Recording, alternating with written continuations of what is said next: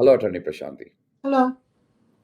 I have recently got an H1B transfer petition approved, but it was approved with consular processing, even though change of status was requested.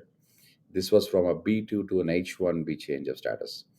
I have a valid visa stamp and I activated by traveling to Mexico. My question is, in the future, for an H1B transfer, will I get I-797B?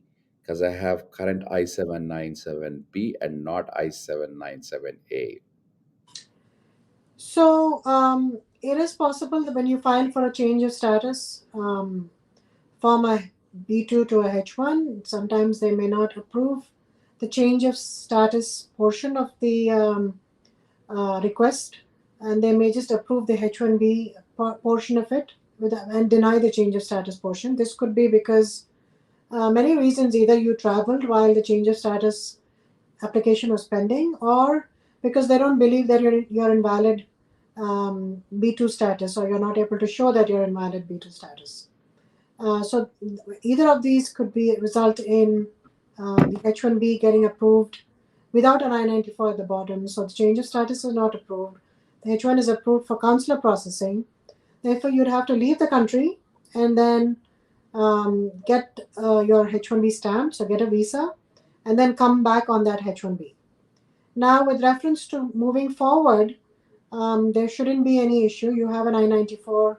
You would have an I-94 when you're coming back into the country on a H1.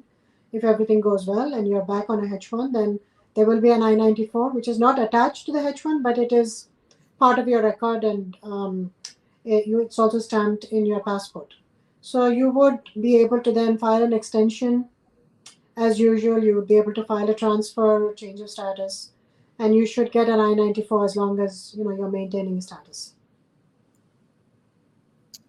Okay, so it doesn't really matter. They have an I-797B, I-797A, because since he did not have the change of status approved, so he did the right thing by going to a U.S. consulate, getting a visa stamp.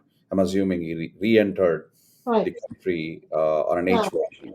Right. He went to Mexico or something and then came So back. the I-94 will override his documentation that he has, which was Correct. received from the So when USCs. he comes back into the US, that is his status. The I-94 that he gets, that is his current status. Okay, thank you for answering that question. You're welcome.